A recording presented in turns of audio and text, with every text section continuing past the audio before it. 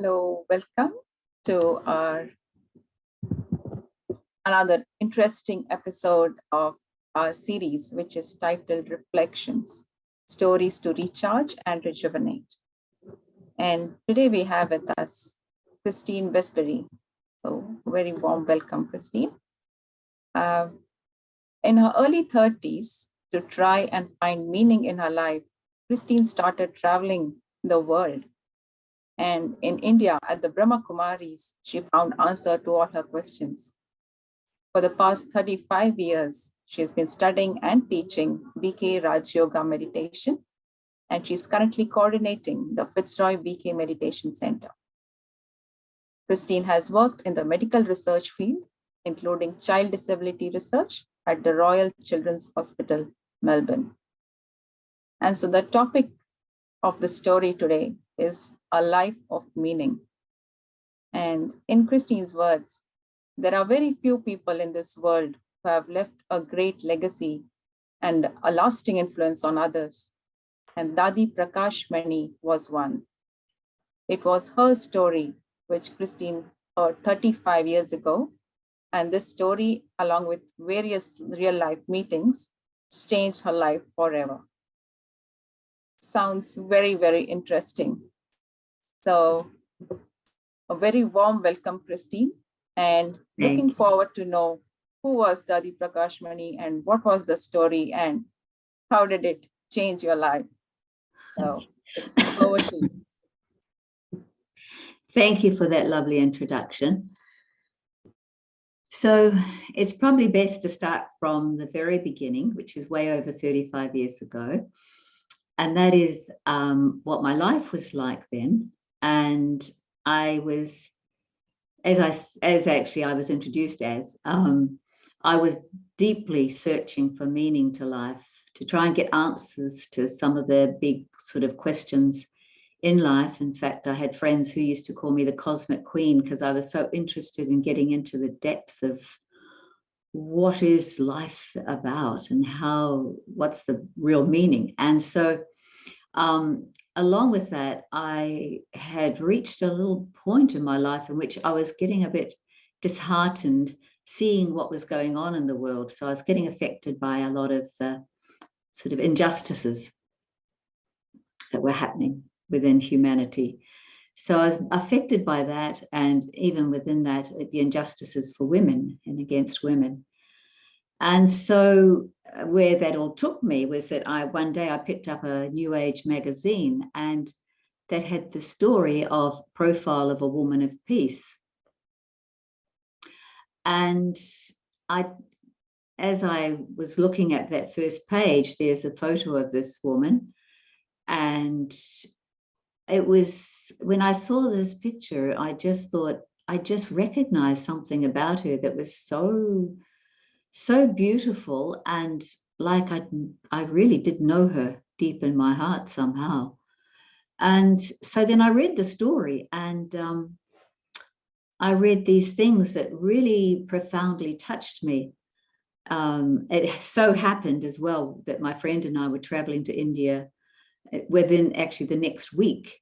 And the things in the story, which I'll relate to you in a minute, they were such that I said to my friend, we have to go to this place where this woman is. We have to meet her. There's something really special going on here, or with her, at least especially. So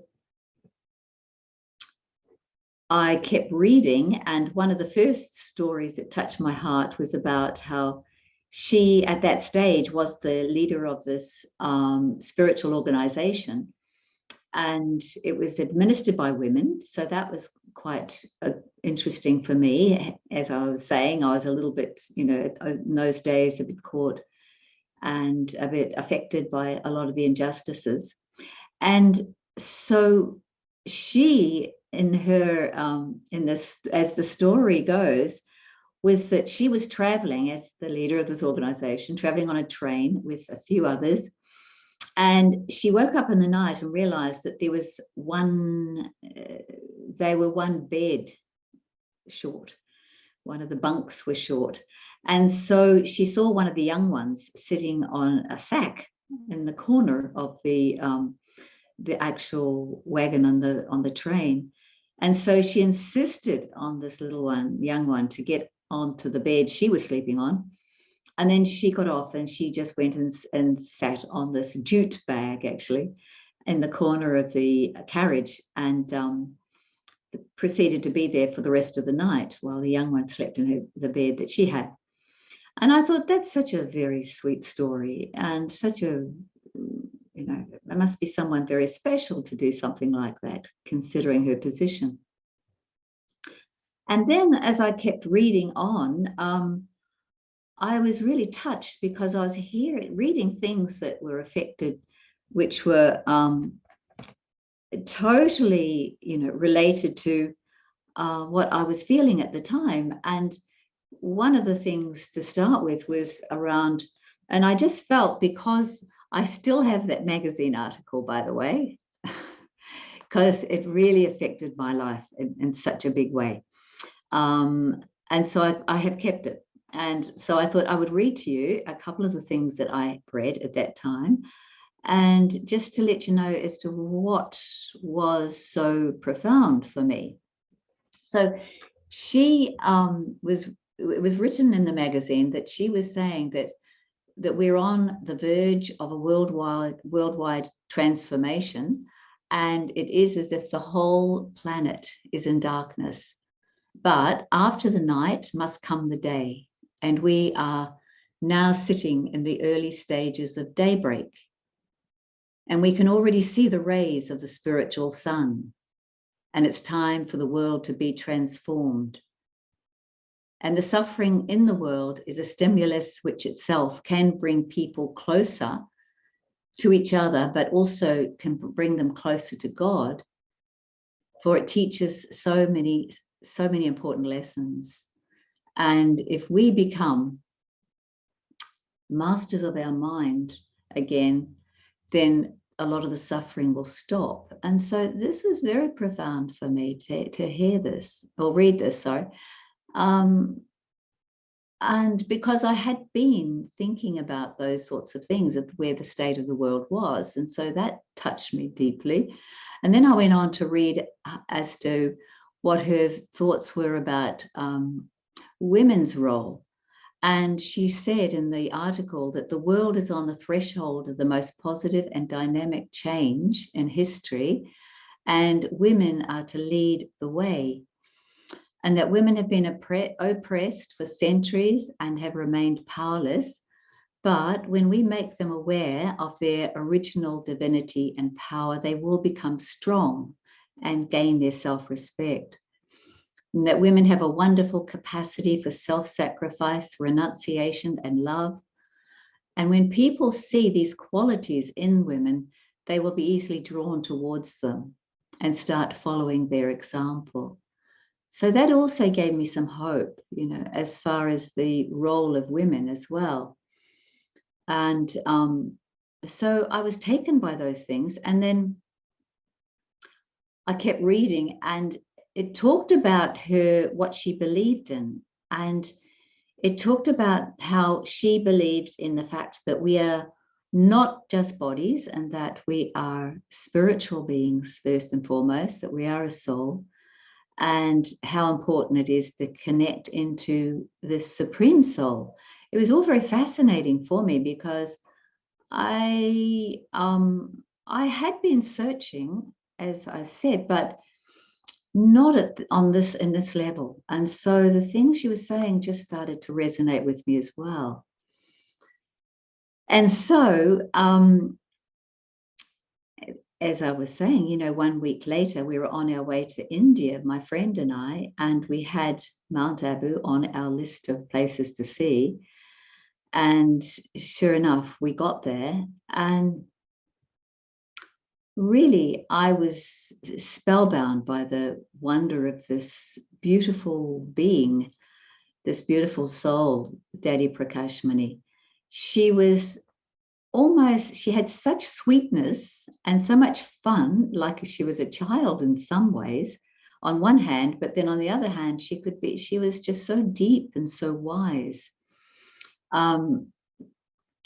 And she gave me so much of her time. And here I was, just a little tourist, you know, just popping in.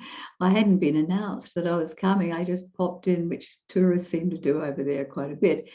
And she just gave me lots of time and lots of love and made me so, so welcome. And even though there was so much was going on over there at the time.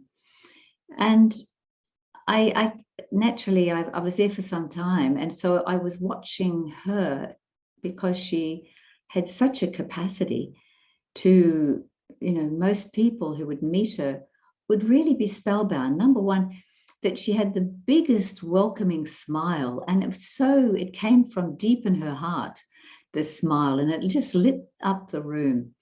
And so full of fun. And then on the other hand, you'd think, she's running a worldwide organization, and yet so light and full of fun. And we used to be amazed. And I did overhear someone ask her, you know, how can you stay so full of fun and lightness when you've got such responsibilities?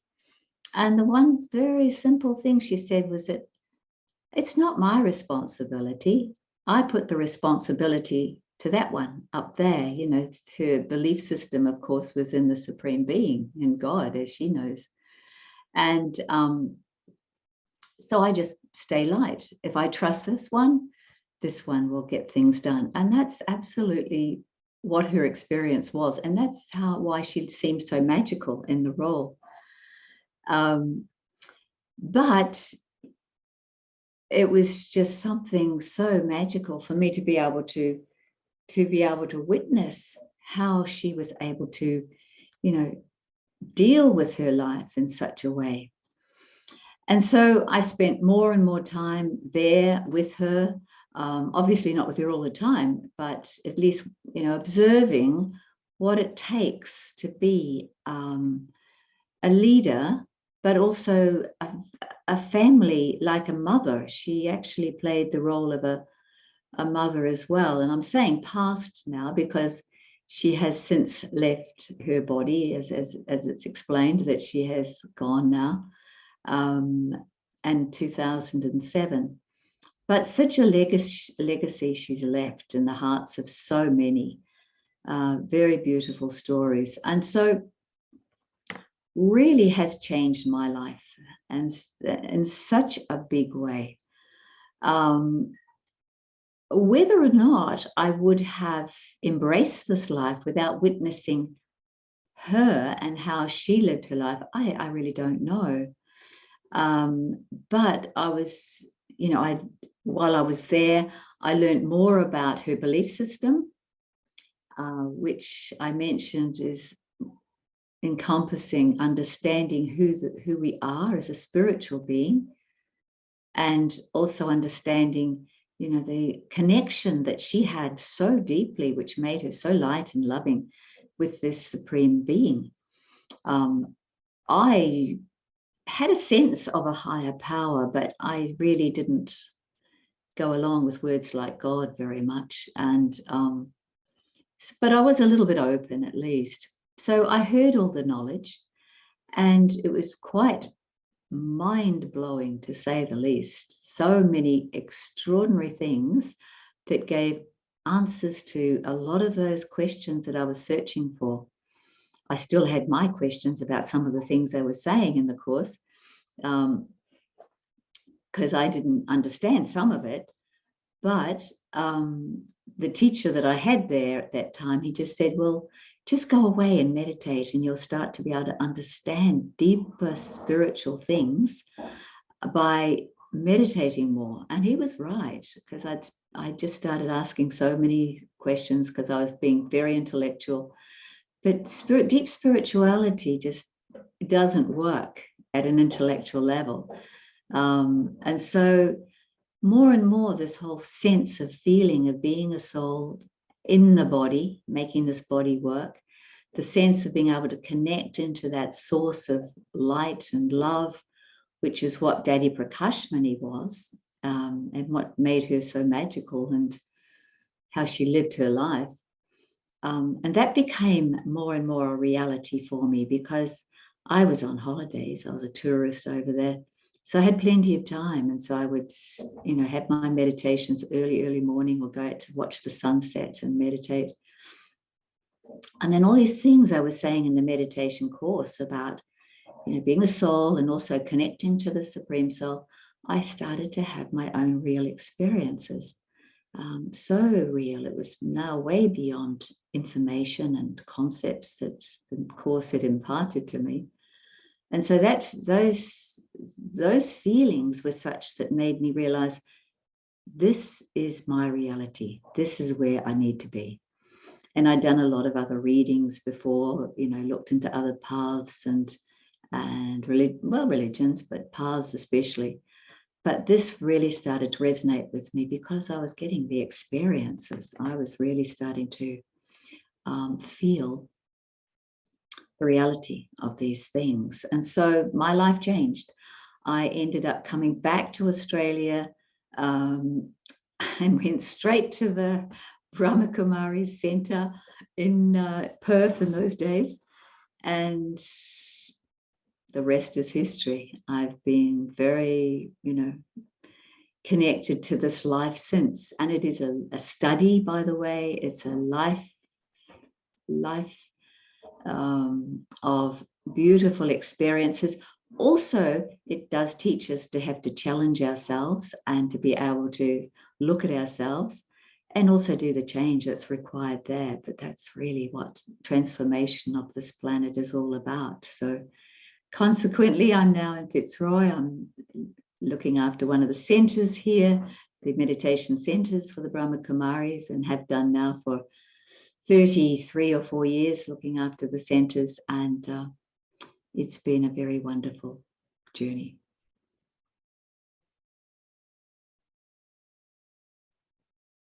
That's so beautiful to hear. I just felt I can just go on and on listening to that. And really, the way you are sharing about Dadi Prakashmani, I could really feel, the joy and happiness that you had experienced then. And it's really reflecting in your story at the moment. And, it's so beautiful. Yeah. So if I could ask a question, so you said, of course, Dadi Prakashmani's life itself, her being itself, inspired you to change your life in such a beautiful way and, help others, serve others, and make your life elevated as well. Yes. If you could just pick, say, 3 qualities that you felt were like, you will say the top in the list, which you put into practice or, always have an aim to put into practice, would there be something that you would like to name? Right. It does change over time because we do change and we do have different challenges over time as well. I suppose right now I would be saying that there's this thing where we get taught in our study about not getting so caught up in everything. The word is used as that of detachment. It's just separating ourselves out from things that are going on and just being detached. And in that detachment where you don't buy into actually anything, you just be there, then it just makes everything easier. The other thing too is to be able to treat things as a game. I was today even getting caught up in something. And I was trying to find something actually. And then I just thought, this is a game. Look at, this is a little game of hide and seek. So I became very light. This is the sort of thing that Dadi Prakashmani would have used as well to make herself so light. So detachment, treating everything as a game, and really the practice of seeing others as souls and then not getting caught up in anything of what they're, especially if, they're experiencing something that maybe we feel a bit negative, but it's being able to have that mercy and sympathy actually, as opposed to taking anything personally. Yeah, that's so beautiful. And as you mentioned, that, we do like to listen, but then the meditation practice makes things more deeper and you experience it. So, would you like us to take us on a little journey of a meditation experience with a commentary? That's okay. Yeah. Yes, most definitely. What I can do is take you on the same experience that Dadi Prakashmani took us on Oh, way that back would be all those years wonderful. ago. Yes, very happy to do that, Lata. Thank you.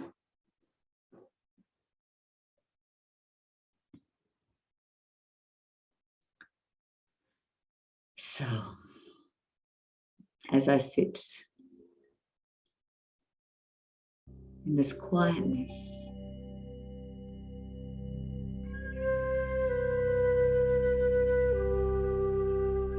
I become aware and contemplate on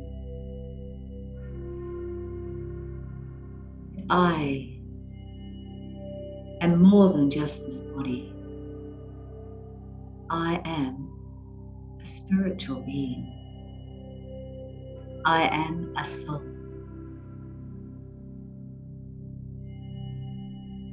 I am filled with love and peace and joy. Nothing else but love and peace and joy. This is my reality as a soul. Anything else is something that I've gathered along the way that may be negative. But I am a spark that ignites the soul, like a diamond with love.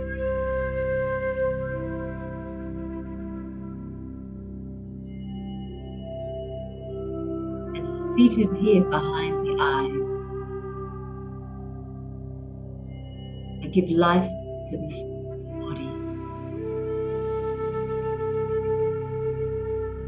And I, the soul, create all my thoughts. And I create a thought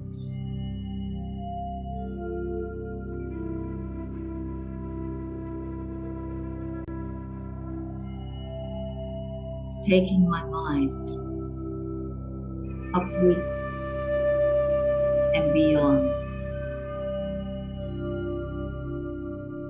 out into this dimension of golden light,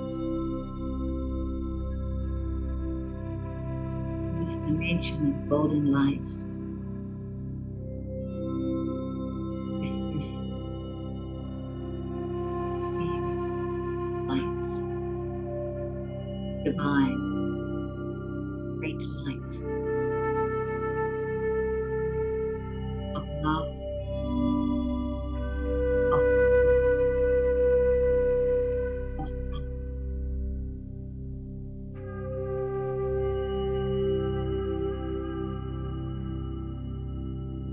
And I allow myself and give permission to myself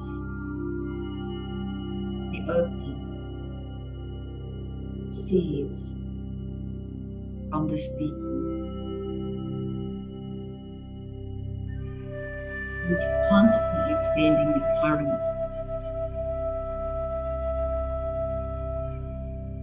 of so much love and power to us.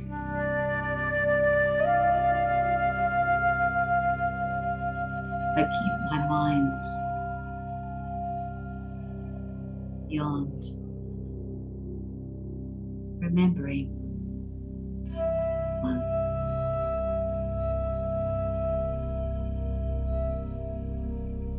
And as I keep my mind with this one,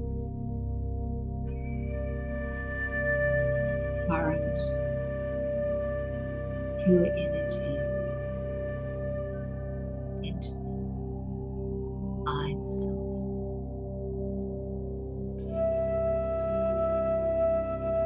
and washes away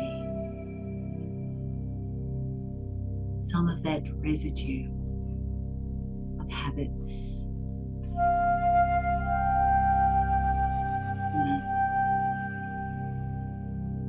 being happy.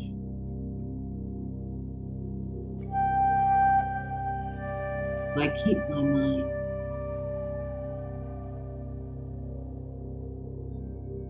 totally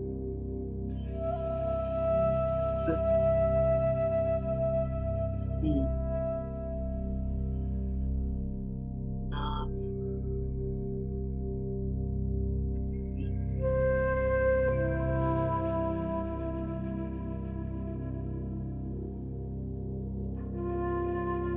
It's great.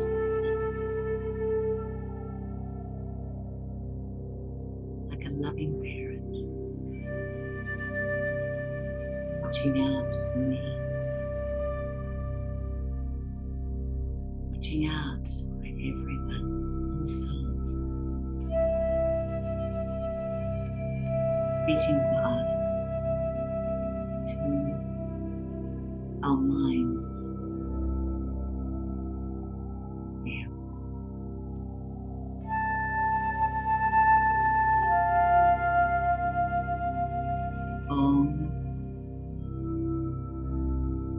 I am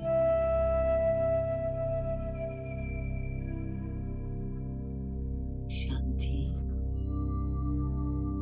peaceful.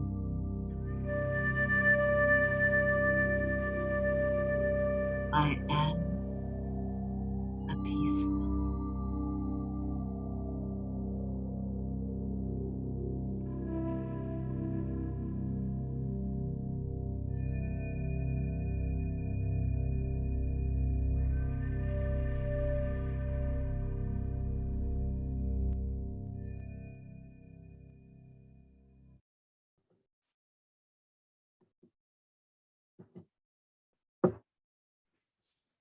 Thank you so much, Christine.